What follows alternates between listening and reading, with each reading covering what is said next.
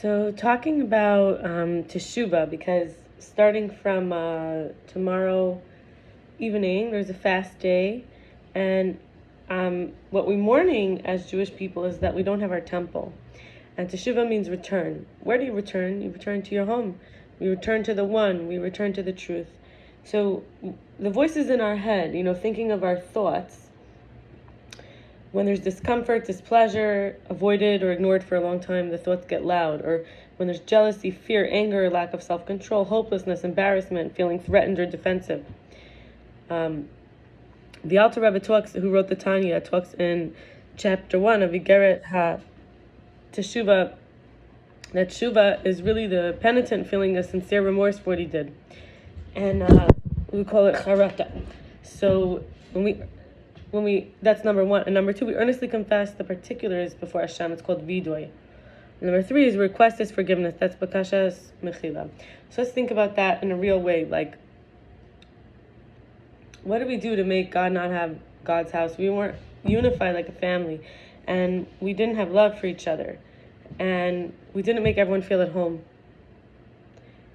People threw each other under the bus. People were unkind and cruel, and people took what didn't belong to them and made others feel betrayed and used. Let's talk about safety, physical defense, standing up for myself, fighting back, offense on a threatener who makes me feel harassed, menaced, or hurt. Having my own hobbies, connections, work, friends, so that I could stay whole in myself, even when things are changing or ending. Not engaging with toxic, abusive, disrespectful, disobedient, unhealthy communication, words, actions, or connections. Expressing in a real, sincere way that lets me feel lighter, heard, seen, understood, without feeling analyzed or judged or measured, and that my feelings matter and are true without having to prove that they're relevant or valid, and responding to them the best that I can in the moment. Recognizing when something doesn't feel right for me and not making excuses to myself about why I have to force it or ignore my intuition and instincts. Only sharing parts of myself that I don't want everyone to have access to, with people who understand privacy and confidentiality. Take a pause. Let's feel safety.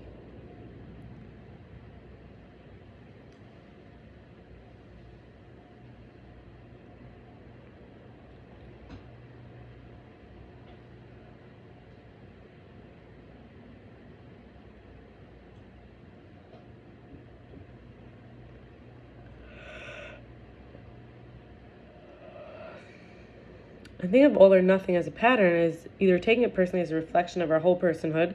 When someone criticizes just an aspect of us, it's like not liking to clean up after ourselves right after. Or believing we have to fully understand someone else's history, background, growing up, and inherited character traits. And when we make predictions based off hurt, not balancing it with love, and using the power to curse, but forgetting to use the power at least as much to bless too, or making holistic self-judgment on just a limited amount of information, whether it's the body, the movement, the actions, memory, or voice, opinions, preferences, abilities, or limits. It's focusing on things that go wrong in order to protect ourselves from thinking all is going right. But then suddenly, it spontaneously all goes wrong and we get disappointed, which is seemingly harder to get out of and become excited, hopeful again, versus just staying with low expectations and low level of ambition, trying to be right, or good, or up, or high. Being afraid of making a mistake. We might lie to avoid getting caught, or manipulate others not to see, and this takes a lot of energy wasted on others' temporary views of us. And think of my plate. What's my plate? My plate is my opinions about others and my predictions about their future, what I think will happen. It's my beliefs about people's goodness or badness. It's how I want to spend my time and who I want to speak it with and about what. It's my attitude and approach in general or challenges. It's what I disclose about myself or others. It's if I give people access to me at home or by phone, etc. It's whether I offer explanations or narratives to people, how I cope with rules or moments or interactions I don't like, and how I choose to react to my feelings. Sarah Esther Crispe talks about, kosher time. Waiting 6 hours after we eat meat before eating milk might correspond to the Shiva. The Shiva is 6 days of mourning plus 1 day of Shabbos when someone passes away. And so we might be, those 6 hours are mourning a loss of a life cut short. All kosher meat is slaughtered. It doesn't die of a natural cause. Thinking of milk represents easily digestible, light, positive, forward-moving emotions, and meat represents the difficult, hard, challenging aspects. It's like sad to happy can take a long time, but peaceful to angry can happen very quickly. So that's why we only need to wait 1 hour after eating milk before eating meat, but we have to wait 6 hours after eating meat before eating milk. So energy in motion is emotion, and Judaism discussed the 6 primary emotions relating to the 6 spatial directions. So it's like Chesed, Gvura, Tiferet, Netzach, Hod, Yisod, and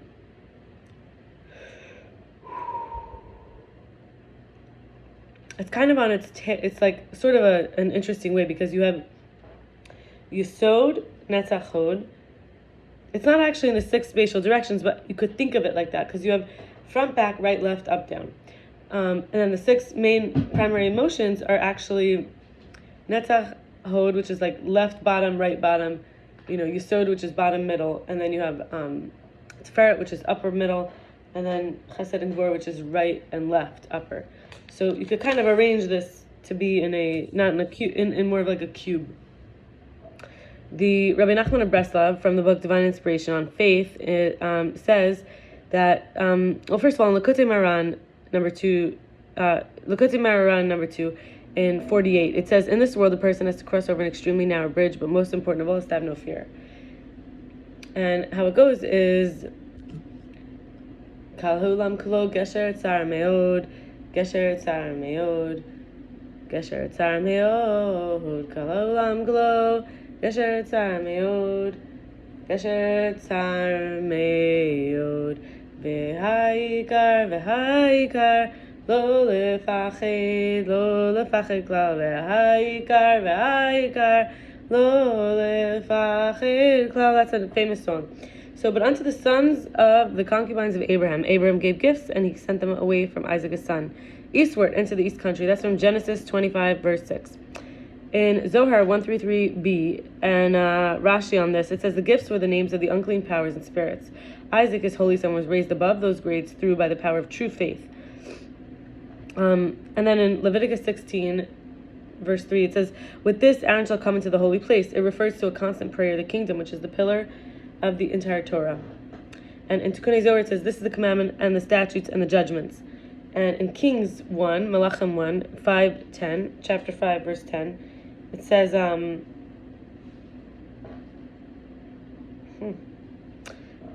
Solomon's wisdom excelled the wisdom of all the children of the East.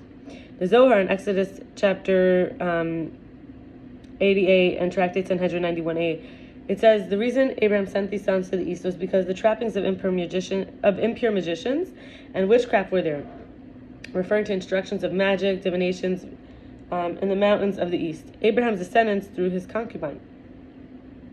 And in Psalm 27, verse 3, it says, even if a whole army encamps against me, even in this I would be confident. This is in faith, even in faith. So in strength to succeed pursuing the holiness.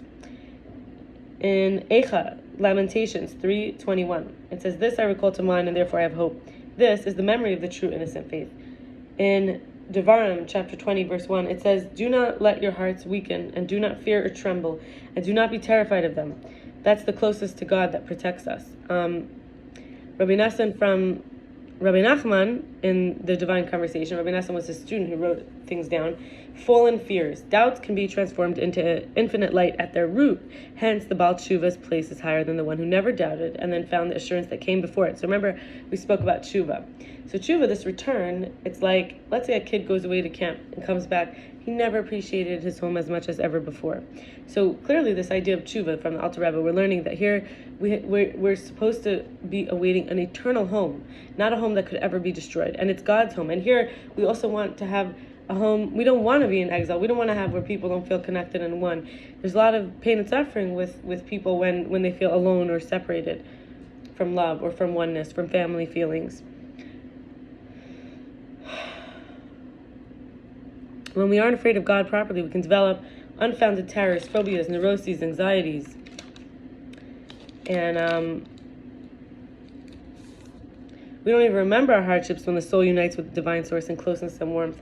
We turn the power, stubbornness, the tremendous will to the Creator by talking to it and praying, by talking to God and praying to it. And, all those unfounded, irrational fears, they don't have to develop. We can forget that we're riding on our Father's shoulders and ask someone passing by if they've seen our Father. Or we might cry that we feel alone, abandoned, forgotten. That's an idea from Rashi. And I will stop here and wish you a excellent and holy preparation for the fast if you're fasting. It's the 9th of Av. It's a day of mourning for Jewish people who wish for God's home on earth.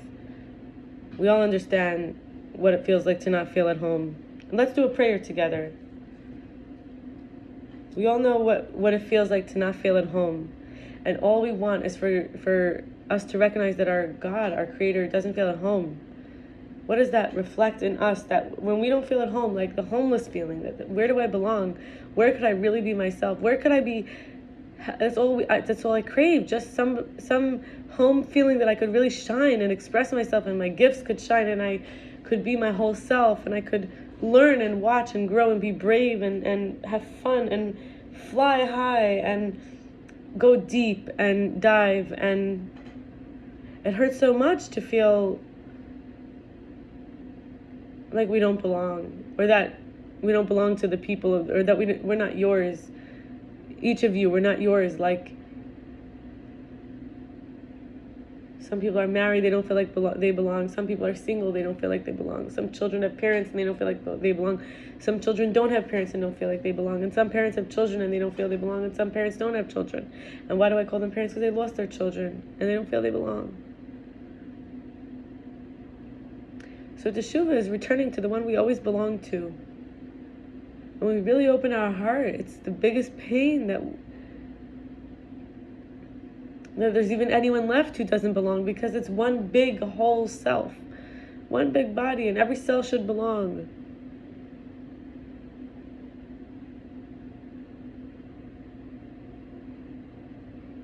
I want to belong. I want to belong to whoever I belong to. I want to feel that I belong. I want to feel that whoever belongs to me. With me, together, we belong. That we have a home, that we have a place that we could sing and dance freely.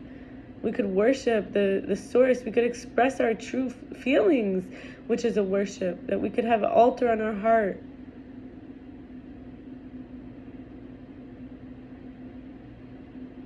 That nobody has to feel ashamed of how God made them.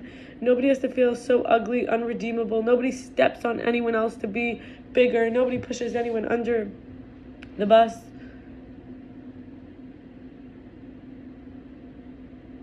Nobody bullies anyone.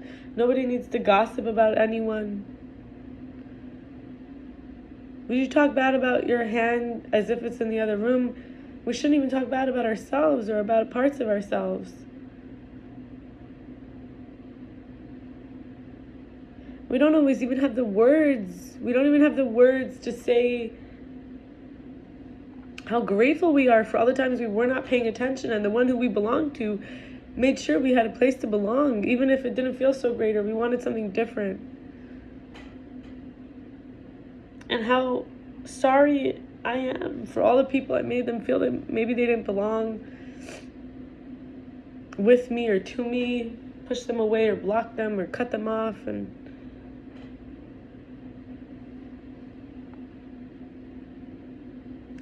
made them feel they didn't belong because they were different.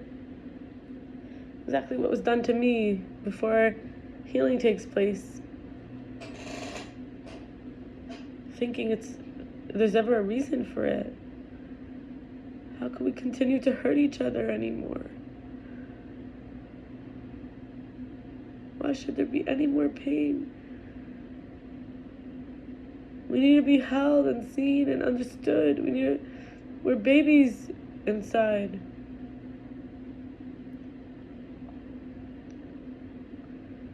What can we even do? We all just want to feel like we have someone on the same page. How could we ever trust a human? How could we believe in a person? All we have is God. All we have is that there's some reason, that there's love.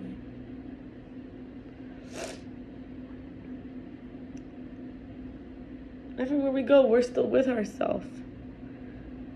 that we were made not to feel at home in ourselves, by parents who felt lonely, anxious, powerless, couldn't listen, people who couldn't listen. Our voices were not able to feel at home. Our personalities, we just prayed to feel at home.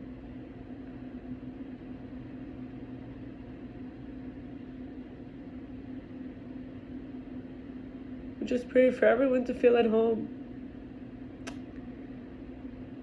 For the animals in the shelters to feel at home. For every woman who's married to someone who's hurting her to feel at home. In this world, and we want God to feel at home. God in everyone. God in each person who's suffering to feel at home. It's supposed to be an agreement we made with our Creator. We came here. God doesn't have a body. God is in our...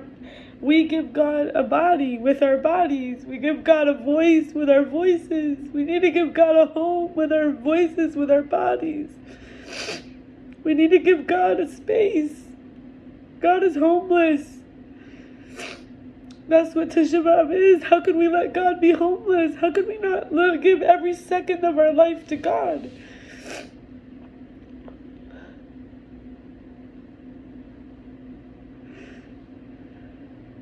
How can we not choose God as a king who gives us everything from him or her, whatever you want from it? If you relate more to the her of God, the one that came second from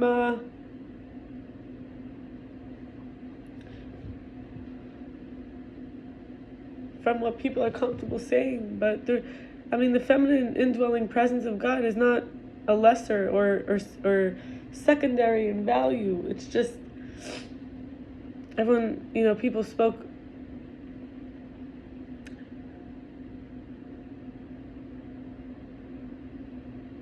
about man being created in God's image, and then woman came second. So we give God a face, we give God a body, we give God experience, perspective, what we focus on. We have to be responsible. We have to be responsible for how we use our life. It's God's home. Our life is God's home. Where else can God go? There's nothing else.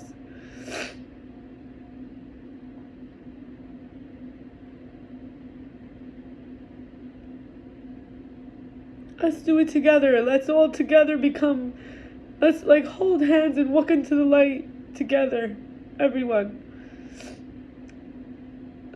The smaller we could let ourselves be, the less space we need to take up, the more room there is for God. And God is that love that combines us with everyone. It's either holy or unholy. It's either divine or other.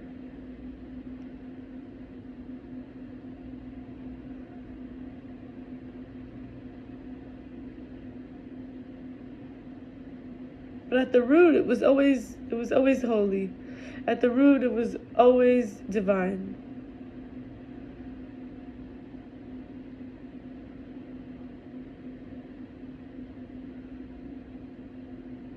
It's like we could face forward, or we could lean our head back, under till we look through our own legs.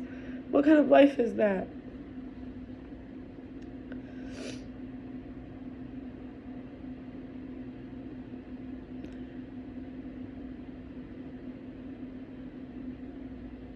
For one, I offer myself as a home to God, to reside in my flesh, in my cells of my body, in every organ, in my will, in my emotions, in my character, in my persona, in my personality, in my voice, in my hearing, in my eyes, in my knowledge. Knowledge is the baby of wisdom and understanding. No one ever made me feel I belong in the way that I would like to make God feel that God belongs. That God belongs, there's space for God. That God belongs. No one ever did it for me. And the part of me that's God the godliness of me never felt it belonged to anyone or anywhere in the way it needed.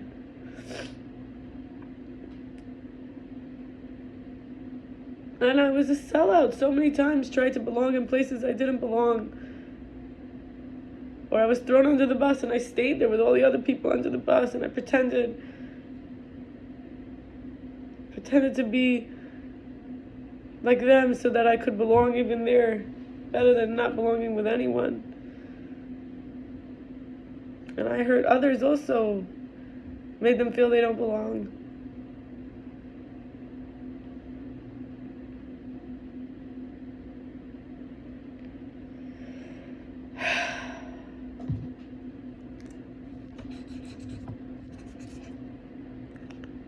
Let's do teshuva together, each one individually and all together. Let's return.